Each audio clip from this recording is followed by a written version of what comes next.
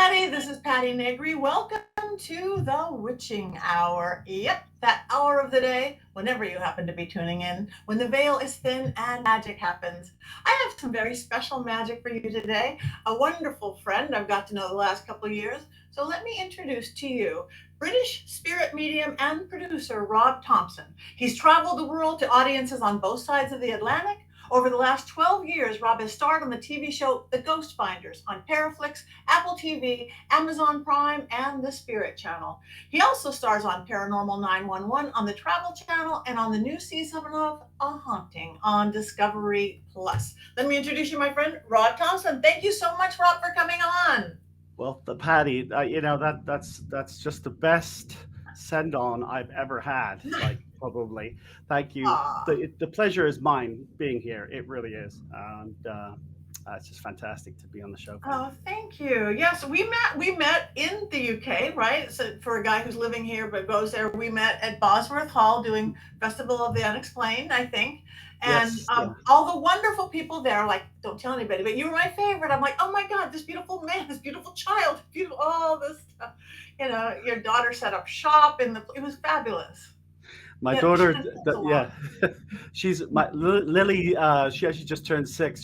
She's kind of my sort of PR sweetener in advance because she'll well there. I mean, it was funny because she decided I've got my own shop and I've got my markers from my dad's um, you know photos, seeing as he's not signing anything. Uh, and she was like, I'm going to do your nails with it's marker. It's the new fashion.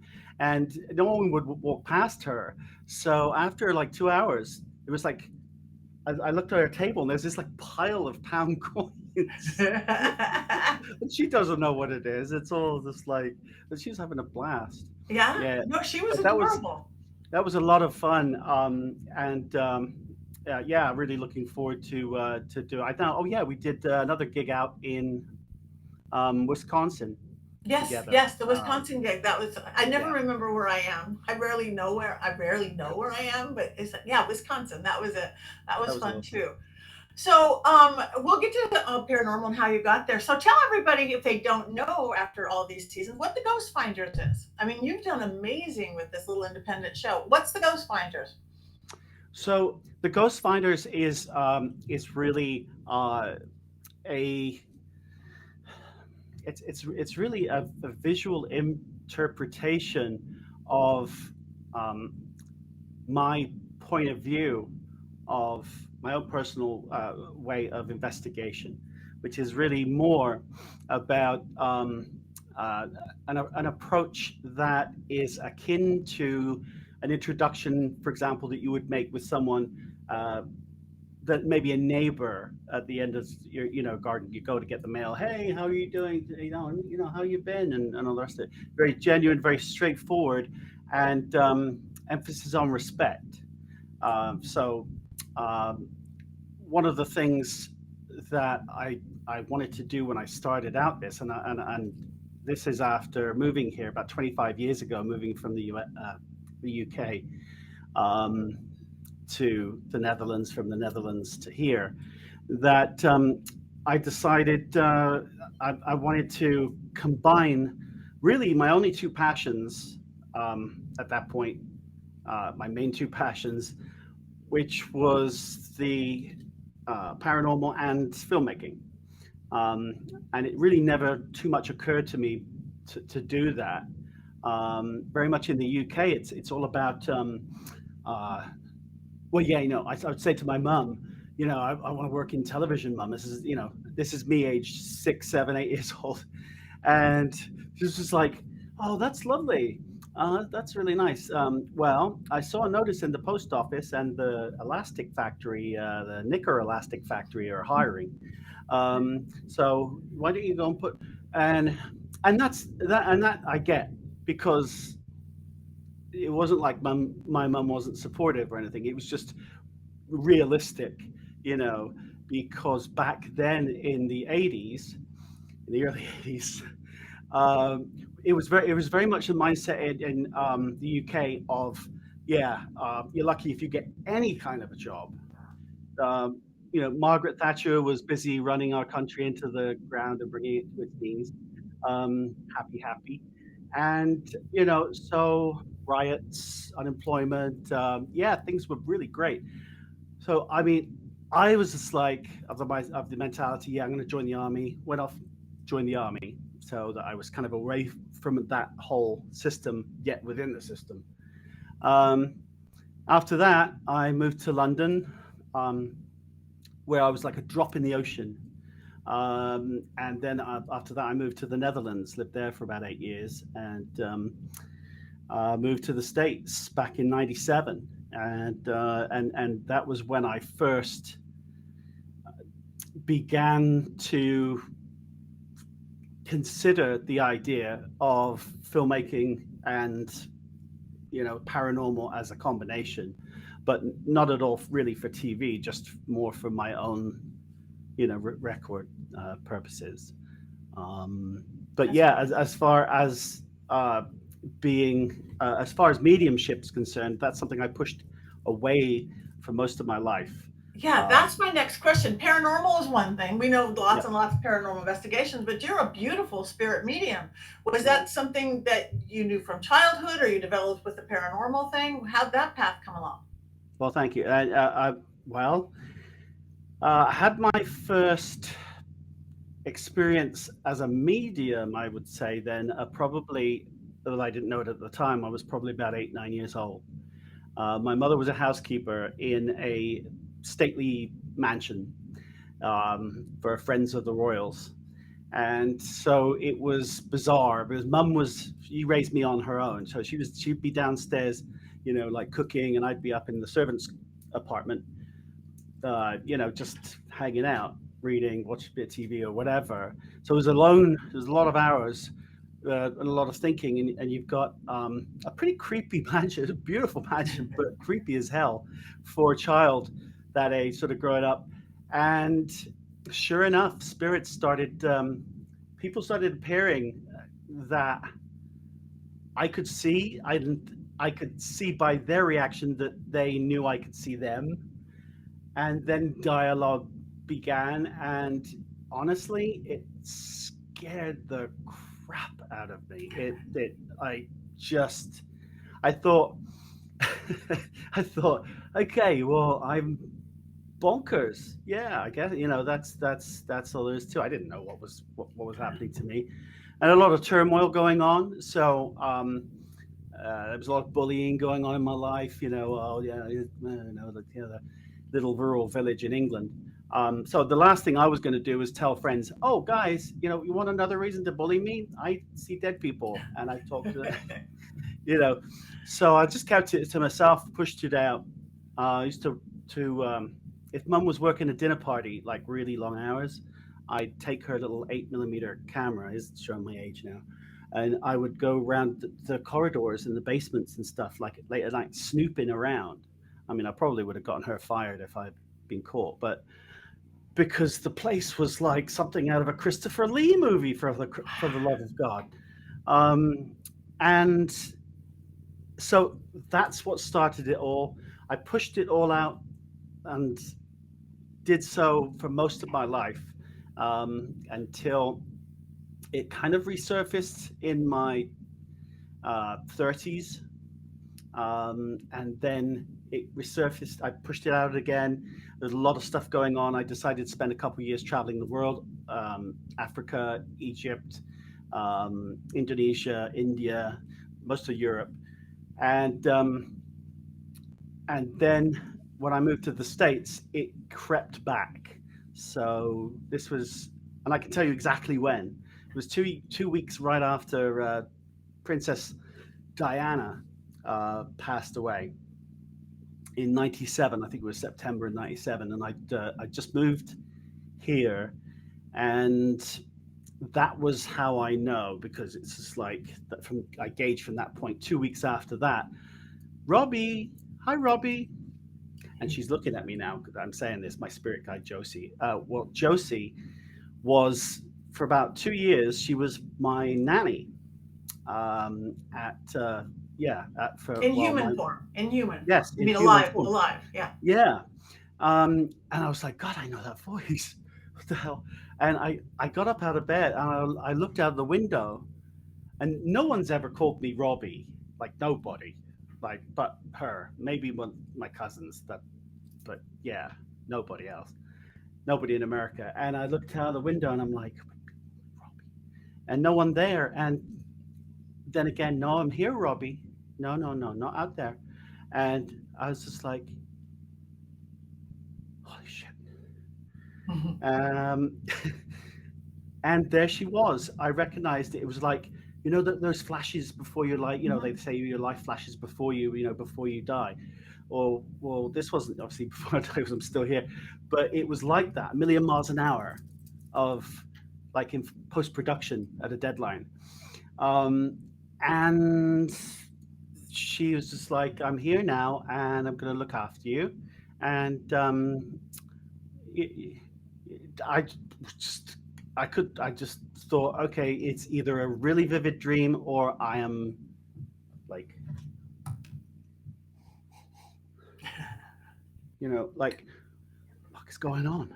Uh, and I couldn't really ignore it from that point. It turned out to be a very helpful sort of sort of a GPS system for me to really help me evaluate situations and people. Um, I started the Ghost Finders in 2010. A local channel just put it on for shits and giggles, and got a lot of calls about it. Can we, see some more of that? It was so rough shot. It was really rough around the edges, and it was like Blair Witch. It wasn't even as good as it was just really rough, but it was a lot of fascinating stuff that I was getting out of that, and some crazy, um, some crazy findings. So Ghost Finders was born in 2010, and then we just really never looked back. About 5 seasons into it, after having people on who were mediums, because I didn't have the bottle to come out as a medium until about season 5. So Wow. before that, I would just have guest mediums on the show. Um, and then a friend of mine, Derek Akora, God bless his soul, who died about 2 years ago. That's like 3 years ago. And he said to me, Rob, put your big boy pants on, all right, and get out there, come out and as a medium and do it. Just do it. There's no good time. And if you're worried about what people think, well, you shouldn't be in TV in the first place. Um, That is true. I and he put I me, I love that because you're like, put your big boy pants on, but you have a nanny. yeah, you're, yeah, you're, yeah, you're the only person I know who has a nanny. I love that, and the child and growing. No, I think so. So Josie is like your sidekick, right? So does she mediate for you between other spirits or open the door yes, for you? So is she like, yes. Sometimes we don't. Sometimes we don't get each other. It takes a little while because she'll be like waiting for something from me, and I'm waiting for something from her. But then when the connection goes, is often I see her as like my spiritual sort of like bouncer. So hopefully, when I'm doing a reading, whether it be at an event or a Zoom reading or remote or whatever, uh, it will be it's a very big help to me because she'll also help figure out if this person is connected with the person who is asked to come through, which says a lot of the time, especially in a group situation, that can't be the right? case, not the case. And I've only really done a few. I haven't done too many gallery. Done a few, and they were fantastic. And I did those with Diet Rene, who's my uh, mediumship master teacher, and We she love Diet. We know is Diet. We love Diet. Yes. yeah, she certified under Lisa Williams, who's a British medium and TV medium. So yeah, I mean, she really has steered me over the last couple of years just to really to develop this gift instead of what I was doing, which was very dangerous and really really kind of silly. when I came out, I just was going at it like a bull in a china shop, just and letting spirit imprint on me. In some cases, uh, speak through me. Yeah. Very frightening because I didn't know what I was doing. I wasn't shielding. I didn't know. There was. It was just very naive. So I went in Yeah. like You, that. you, Now, you've, you've, yeah, you've got to learn, you've got to protect, you've got to do, and I'm going to go there with it now. But what you probably had going for you, even though you just jumped in the pool without knowing how to swim yet, but you started your show with doing with respect, so that was probably saved your butt. yeah, I think so. I think there's a there's a sort of a misconception out there with some people, and you know that for whatever reason that when you pass, you suddenly want to be talked to in a belligerent manner, and barked orders at like a circus animal. Um, I don't get that personally, but there is, yeah, Yeah, I that's don't something. either. And they are much more likely to talk to you if you talk nicely. That's the thing. And people are slowly learning that. But so speaking of protection though, what are some of the protections do you work within your faith, your belief system? How do you protect yourself other than what you're learning as a medium? But what would you suggest anybody out there whether they're developing their mediumship gifts or not? Well, for me personally, you know, I'm very universal spiritual, so I'm eclectic. I take a little bit like yourself, you know, a little paganism, a little Wiccan, you know, a little of this, a little bit of that, and some of the pagan disciplines and um, you know are very close to my heart, not just because of their meanings, but also because I do have pagan ancestry in my, which you never could tell, you know, Scottish. Any of the Scots, you know, were kind of like, you know, with the Norwegians and the Danish and the Swedish, but so that's also part of it. I love the for me, it's really about more about that's how my perception of heaven is Valhalla than it is about some dude floating around on a cloud with a long beard, and you know, it it's just it's really about revisiting your life as you imprinted it on the planet in this life experience. And if you did so with nobility and with honesty in your heart, that you would have that in the next life. Because I very much also believe that this is death. This life experience now is death, and our birth, much like the ancient Egyptians believed, uh, is the underworld. You know, death is actually our birth. So it's Right. there are some core things I take out of other. I'm a lot of people tell you I'm very Buddhist. I'm like ridiculous when it comes to like I'm the anti-pagan when it comes to animals. Like I won't. It's ridiculous. I won't even squash a fly, Patty. I won't either. Uh, I, be, so I'm like Buddhist in that sense. So none of it makes a whole lot of sense, but it's not just about imagery. It's also about key aspects of various religions. But love is my main religion. we go to the same church then. To me, love it conquers all. I mean, there's you can name 1,000 song titles if nothing else. That's what happens. I think we're very much along. I really lean towards the pagan because I'm very elemental in my work and my magic and my Yeah. craft, so that's my lead. But I borrow from everybody. And my afterlife, very much same thing. I kind of think it's kind of like ancient Sumerian belief system. Is kind of you kind of create the heaven and go to what you believe in, almost matrixy like. And it is who you are, what you do on this world that sends you off. So, um, when I remember meeting you, I guess we were at Basel, the UK. Do you still have the bracelet? This arm, this arm.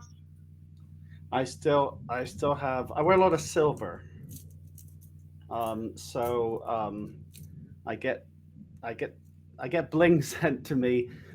Silver because I don't know. It's not like I hate the gold or anything, but I just find silver very protective and very purifying. I think that it serves me well. So there's a company called shameless plug, Clocks and Okay. Colors, clocksandcolors.com, and they send me this wonderful handmade solid silver 925 sterling jewelry, and and they just want me to wear it. So people ask me, I saw that you with the K2 in your hand, or I saw you with the bracelet on. Where'd you get that? Because honestly, I don't. Before then, I wasn't really a big bling wearer, Right. but I find if I go into a location, this is what I do. I'll take an item off, like a ring, okay, and that's me opening up for business. The bubble up, and that's my open for business little sign in the window. Yeah, Um, that's what I remember. That's what I remember we met. I think at the time maybe you had a stone bracelet along with all your beautiful silver, and you went from this arm to that mark, open for yes, business, closed. Like I do, yeah, I do hands, breath, and hand signal. Closed up, I still hide my thumb. Now I'm closed. Open, I'm open. You don't have to stay that way or anything. So I the same thing. But that I just like, oh, how nice. You did a at that particular time bracelet left arm to right arm, right to left. I love that. So that's what I was getting to. The move this, take this off, move this. So yeah. I switch it up, and I think that it well, as you know, I mean, for me, it's just really to program to reinforce, into my own head, where I need to be, like a button, an on-off button. Not that there really is an off button because we wish sometimes there was. Um, and no, very big into black tourmaline, into quartz, amethyst, rose quartz. Very much into to those protective stones. I love jasper and jade. Um, Now, I'd be walking around looking like some kind of deity, if I if I but if I really let it go. but you are a deity. We all, you are. I do believe that we have God, whatever word you want to use for within ourselves. We are. That's what Mhm. makes us special. We have the human, the mundane side, and we have that magic side, and then we have free will, which they don't all have. So, yeah, you can walk around like that. It's okay. You can bling out. um, so what do you think now? Again, you're 11 seasons that you're just keep going this show. I don't and paranormal isn't getting old. It's just increasing, increasing, increasing. What do you think your reasons are that for that? Well, so I mean, for me, it's a whole new paradigm that we've entered over the last 3 years, and by that I mean we've gone from death being sort of 3 years ago, so pre COVID, being oh, that's a shame, that happened, to it being everywhere. It just inescapable. Uh, just literally nobody doesn't know someone who died from COVID. I mean, it's just No. and when it all started, the whole the the whole end of days feeling. I think really that shock. Wow, we really did take everything for granted, and maybe this is it. Maybe this is the end of day. Um, that jolted us back to reality and made us think, or maybe it jolted us out of reality and into the truth, um, and made us really forcibly embrace death like we've never done before, because what that happens once in a century, we hope, um, something like that. So that, I think, got people more uh, comfortable talking about death, and then as a result, we're asking more questions, Yeah. is what I think happened, there. And that's Yeah. why the shows re-emerged, because if you remember, networks were really not, they were cutting back on paranormal content. I know Universal were, and it was like 5 years you couldn't give paranormal content away. um, but now it's sort of all come full circle, and I think people are doing new, fresh, original things with it. um, and I love the stuff, for example, that you're doing with Ghost Adventures, and with all the projects that I've seen you on. And also, I think the the less discussed aspects of the paranormal, but the deeply spiritual aspects are coming to the fore, with Yeah. witchcraft, with uh, everything, soothsayers and Yes. shamanistic, yeah, all of it.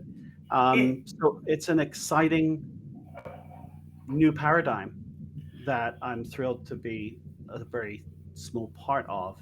yeah. And No, a big part of. You are a large part of. You were up there with it. No, I agree wholeheartedly. I think COVID, I think we know when times get scary and death, people traditionally, I just talked about this on George Norris, would go back to their faith, go back to church, go back to temple. That's not keeping up. Some people, yes, and that's not keeping up for everybody, but that's not working for me. So again, therefore the rise in New Age and paganism and witchcraft, largest growing religion belief system. But I still think there's some people's like, I don't want religion. I don't even want any kind of spirituality. I just need to know there's something more than I see on this TV screen every day. So I'm going to go hunt ghosts. I'm going to become a paranormal investigator. So they want to know there's something more than this. If everybody died of COVID, but then they backdoor in. They don't want. It's almost like a new religion. But then they get there, and then they really experience. Oh my gosh, it's real. And then they discover a belief system or a pattern or a faith of their own, so they can navigate it. Because yeah, again, like you, I'm all over the place, because it's, to me, whatever words you use, it's how you navigate this life, how you navigate everything. So I well, think that's why it is. It's the new religion. It's good, bad, and indifferent. yeah. I mean, and if you think about their religions like Rastafarianism, where, for example, they won't say certain words because they realize how powerful just saying, even writing those words, typing those words are. And I say this to people all the time, and some of people, not so much now, because they've seen it play out in their lives. But the people will wake up in the morning, say like, what do you do? What's your first thought? Oh shit, well, the mother-in-law is probably going to come, by today, and oh, that sucks because we hate each other. And oh, I forgot to pay the car insurance, so that's so I'm like, so the first couple minutes of you waking are about problems, problems, problems, problems, what you fear is going to happen. What you're sending out is all basically about fear and negativity and self, loathing, for shortcomings, whatever. And they're like, well, yeah, I mean, no, but that's what I think. I'm like, yeah, but that's actually what you're sending out there. So the universe isn't like, it's just, the universe is busy. It's got a lot of stuff going on. So it's like a kitchen with all those like order tabs up there. It's not going, oh, well, I wonder why he wants a hamburger with extra cheese. Do you think he's a cheese guy? Or, it's just like, I just see, okay, so mother-in-law, ex-mother-in-law, okay, yeah, so turn to electric off, so, accident, uninsured, in the car, okay, yeah, and sends it out. The waitress comes and brings you everything that you've put out there. Yeah. Um, and it was really people like, Esther, um, from, Abraham Hicks, who and Teal Swan and people like that, who really just blew me away and changed my whole perception of how to help manifest positivity in my life. and how to cut out those energy vampires and that negativity. Yep. And it changed my life, Yep. Patti, like overnight. Like Overnight. It, but there's I no agree wholeheartedly. Yeah. yeah. Oh, we create our lives. We sit there, it's like that, the two wolves at your door. Which wolf lives? The one you feed. I mean, all that glass half empty, glass half full. All those things are true. We create Yeah. it. So, anyway, oh my gosh, time is just flying. So tell people before we go, I have a million questions. We'll just have to have you back, or I'll have to see you at all these paracons everywhere, and or both. But tell people where, if they're all going, wow, I like this guy. Tell people where they can find you, what you have coming up, social media, websites, etc., etc., etc. So I've got to be doing a bunch of different. Actually, Zillow on March 4th, we've got a fantastic event that is a charity event for dogs. Portographs Parafest, and that's number 4. That's It's not March 4th. pantograph, so it's not for pants. Port- no, There's a little typo there from our producer. that's okay. You know what? That's it. It's sometimes a little rough. I know, dad joke. Sorry. I would do a fundraiser for pants. I like pants. Uh, how can you not? And Tim Mail is organizes that every year, and he does not just that; he does a number of these around the country. And so that's in Ann Arbor, in Michigan, on March 4th. And then I also have coming up in May, Penhurst Paracon and Oddities Expo, and that's May 19th to the 21st in Spring City in Pennsylvania. Looking forward to that one because Penhurst is very close to my heart. Got that history with there. I wasn't a patient, but yeah, that's a good one. Really looking forward to that. Some incredible people going to be at that event. I've also got a re-emergence over the pond. I will be once again attending the Festival of the Unexplained at Bosworth Hall near Nuneaton in the UK, September 14th through the 17th. It's fabulous. So that's just what I got confirmed. I think for the time being, I think there's some other And dates that are coming up. Watch your show. Yeah. Your show is everywhere. I saw you on a bus. I was so impressed. I saw a picture of your face and your show on a bus in the UK. I'm like, he's made it. Oh my God, he's on a bus. You know what? God bless Photoshop. What can I tell you? You know, fake it till you make it, darling. You know, and the thing is, one of the irony, I suppose you could say, is we just came out in the UK with the Ghost Finders on Amazon Prime in the UK, so .co.uk, and the irony of that is that I'm British, so British that not many people in my home country know about the Ghost Finders. So that's all going to change because we're going to film some episodes this year in the UK, which I'm looking forward to doing in April. Yeah. That is awesome. So website, social media. And if people want to do a reading, I do Zoom readings remotely. You can go to calendly.com /Rob Thompson Spirit Medium and choose an open date, schedule a reading for 20 minutes, half hour, 45 minutes, whatever works for you. And I'd be absolutely delighted to reach out and see if we can connect you with a past loved one spirit, and help either side or both find closure. It's a very beautiful thing. And I enjoy each and every one, whether it be remotely or right in front of you at an event. Would love to make your acquaintance. Thank you so much. You guys check him out. He's beautiful working with him. I've seen him in action. We've done things together at Bosworth Hall. So he's fabulous. So check him out. Find him on media. Find him everywhere. Find him on buses. So thank you, Rob Thompson. Thank you. Thank you, darling sweetheart, for having me on, and for all of the fantastic work that you do in this field. You're just such an inspiration, and please give my best to Zach as well. I will. So thank you for visiting the Witching Hour. You guys check them out.